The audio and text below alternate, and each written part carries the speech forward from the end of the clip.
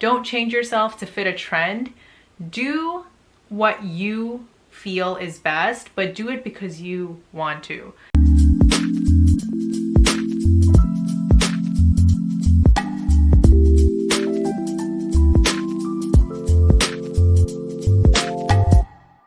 Hey everyone, and welcome to another episode of Chai with Chhavi. Lately, I've been coming across a lot of content online regarding people wanting to get different parts of themselves changed, or just seeing videos where they were comparing themselves to people online, whether it's celebrities, Instagram models, etc., and feeling like they were not enough, or that for that reason, to look more like these models and celebrities, they needed to get certain parts of themselves changed to fit the beauty standard or fit what's considered beautiful. Hearing all these things just made me feel really sad. And I think a very big reason for that is that I dealt with a lot of these feelings when I was younger. So I have talked about this before, but if you're new to my channel and you don't know, growing up, I struggled with feeling good in my skin quite a bit, especially around the time of like 12 or 13 years old when I was a teenager. I think when I was in the 4th grade, I started gaining weight. I was just, part of it I guess was baby fat, and part of it was just being a growing kid, eating a lot more, and working out was not a huge part of my lifestyle at the time. I didn't think much of it, but I heard comments from people like my cousin or kids in, like, specifically boys in my grade, just saying that I was ugly. And I, would tell my mom about it and how I was feeling, and she would just be like, no, don't listen to them. That's not true. You know who you are. Who are they to judge you and call you ugly? When I was around 11, I decided that I wanted to start not being ugly. So I started working out to lose the weight that I had gained. Now, my working out came from home videos. I would just put them on. I would, do everything. I was counting calories. I don't even know what I was striving to reach. I was just counting everything I ate and watching, okay, how many calories does this cupcake have? Or how much should I eat this cookie or not? And restricting myself to lose the weight. It was never to the point of an eating disorder, but I just look back at that time now and I'm like, wow, being 10 or 11 years old and restricting calories, or yeah, basically restricting calories because I didn't even know what the correct substitutes were at that young of an age. It just makes me feel so sad when I look back at it now. So I started doing that. I guess you could say I lost a little bit of the baby fat and everything. And then when I was in high school, I ended up, going through puberty. I ended up getting a lot of acne, and I had braces at the time, and just all of these things just piled up. Oh, and also, by the way, to add on to all of this, there's the issue of colorism in South Asian culture where light skin is considered more beautiful than tan skin. So hearing comments from my family members about how I should be doing certain things to lighten my skin, to be more beautiful, or just constantly being compared to my mom who has a lighter complexion than I do. All of these things catapulted to a point where when I was in my 2nd year of high school, I would say, I specifically remember having a conversation with my mom and being like, why am I not beautiful? Like, when will I finally be beautiful? She just responded, she's like, you're already beautiful. Like, these things that you're going through right now in your teenage years are things everyone goes through. Even like these beautiful celebrities, or at the time that I would look up to, they had also written things where they had a hard time when they were going through middle school or high school or like college. So towards the end of my sophomore year, I had decided to do my Bharatanatyam Arangitram, which is basically the graduation of my Indian classical dancing. So preparing for that in itself was a huge process. I basically started like end of 9th grade, and I prepared for a year learning 7 dances for this 4-hour-long solo show doing Bharatanatyam. So that in itself was extremely arduous, and then training for it, practicing, memorizing the dances, having this, you know, building up the endurance and stamina in order to dance for that long, it took a lot of discipline and it took a lot of hard work. And along that period, I also lost a lot of my baby fat and my weight that I was so insecure about earlier. And I think that moment, preparing for my Arangitram, was huge for my confidence in so many ways. Weight aside, it taught me the importance of hard work, and it showed me what happens when you really put your mind to a goal and you go to achieve that. More importantly, I think it really made me respect myself to a new level. It's not like I didn't have respect for myself growing up, but being able to achieve this feat was huge for my self-esteem. Indian classical dancing is so involved. Like, I was one of the people that was taking this ancient art form from history and carrying it with me in the present age. Like, just that, being able to perform in front of so many people and preparing so much for it, I was very proud of myself. So that kind of led to an increase in my confidence. Like, around that time, I was also doing Bollywood dancing, which led to my modeling and all that good stuff, which led to pageants, and that added on another layer. But basically what I'm trying to say is a lot of my self-acceptance and my confidence came from me proving to myself that I was more than my external. There was more to me than my external. And whether people were criticizing me for a certain part about myself, or even whether they were appreciating me for my other parts, I knew that there was something so much deeper than that. There was something so much more involved than that within me. And once I started to understand that, I think a lot of other things began to change and shift in my life. My Bharatanatyam Arangitram was like that first switch.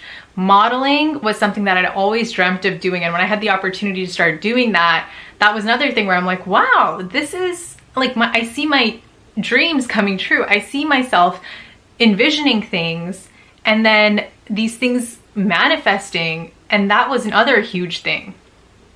Then you add on the pageant.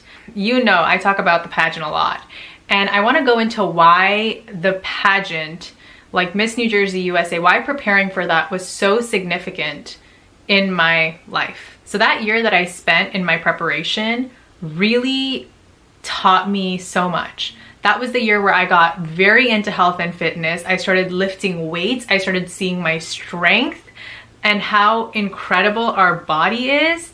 And then secondly, the other game changer thing that I did that year, which is one of the things that I want to pass on to you, is journaling. Journaling changed my life, because when you journal, you can reflect on how you're feeling, what is going on in your inner world, understanding who you really are. And I think when you take the time to put your thoughts, your feelings, your emotions down on paper and really make sense of like what is happening inside of you, you know yourself to another level. When we look at other people, it can bring about feelings of, wow, this person is so beautiful, why am I not like that? But there's a reason that that's happening. And I believe that reason is having a scarcity mindset to a certain extent. And here's what I mean. Imagine you are walking in a field, right? And you see a beautiful rose, like you see a beautiful rose bush, and you see a beautiful rose amongst all the pretty flowers. You're gonna look at that, you're gonna appreciate it, like, wow, that rose is so beautiful. Now suppose you walk a few more steps and you see a lotus in a pond. That lotus is extremely beautiful too. You know, the rose is beautiful, but so is the lotus. Would you compare one's beauty to another? No, you can't. And that's the analogy I take with me every time a situation like this arises, right? You are unique in your own way. You are made to be you. And when I see examples with people comparing themselves to other people, I just think you are doing yourself such an injustice. You are that lotus thinking that the rose is more beautiful than it is. And it's not, because they're two different flowers. One is not more beautiful than the other. They're beautiful in their own way. And if every single flower in the world looked like a rose, then who would really appreciate the rose's beauty, and who would get to see the beauty of all the other flowers that we have? There is a reason that there are so many different shapes, sizes, colors, and looks out there in the world. Comparing yourself and trying to be like someone else, being a copy of someone else, it really does rob the world of experiencing all the amazingness that is you. But striving to be the best version of yourself, enhancing what you have, accepting, embracing the parts of you that exist, that is when you truly reach a level where you understand that you can't compare yourself to anyone. I think adopting this mindset is extremely important in general, but more so now, because we are constantly surrounded by these images of perfection.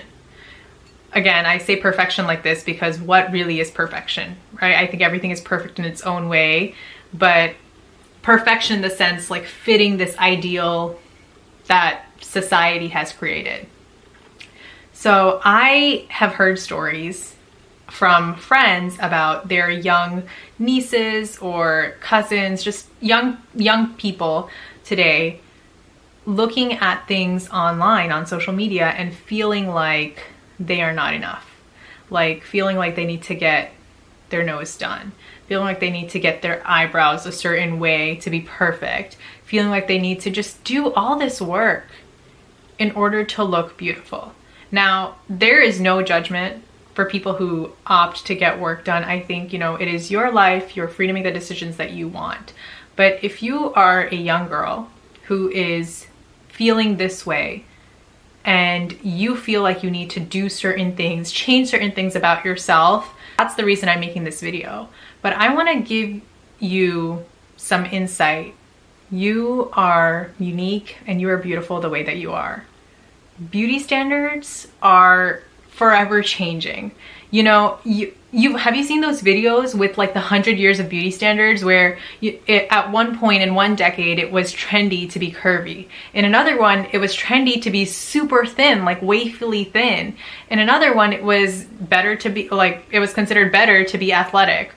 Now it's better to be curvy and have a big butt, and everyone's getting these surgeries to enhance their glutes.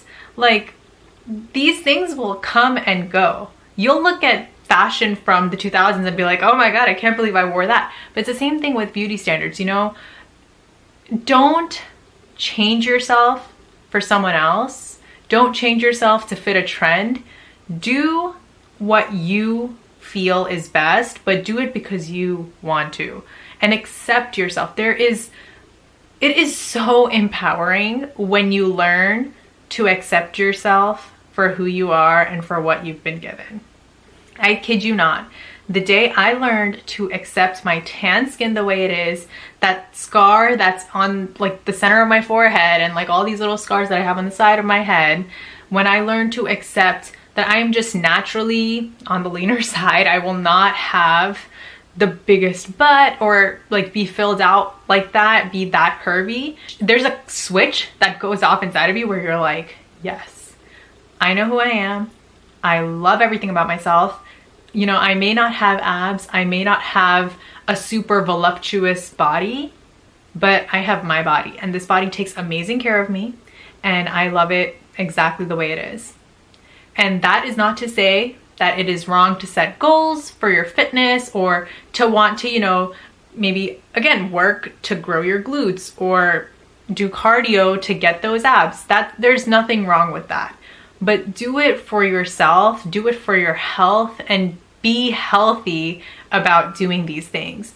Don't go on those crazy crash diets. No, take care of yourself, strive to be the best version of yourself, but the minute you start to live for other people, you will realize that nothing you do will ever make you happy, because you're not living for yourself. You're living for other people, and other people's views change very, very quickly. They can be on your side one second, they could be loving everything about you one second, they could be the total opposite the next, and you don't want to live a life like that. I do wish I could go back now to my younger self and just tell her, you are so beautifully made just the way you are. And the day that you embrace that and you work with it, you'll see the difference. Thank you so much for tuning in to another episode of Chai with Chhavi. I really hope this helped, and this is a message that I care a lot about. I know how tough it is to be in a world that's constantly throwing different things your way, but just know that those do not define you. You are so much deeper than that. Thank you so much for tuning in. Don't forget to like and subscribe, and I will see you next time. Take care.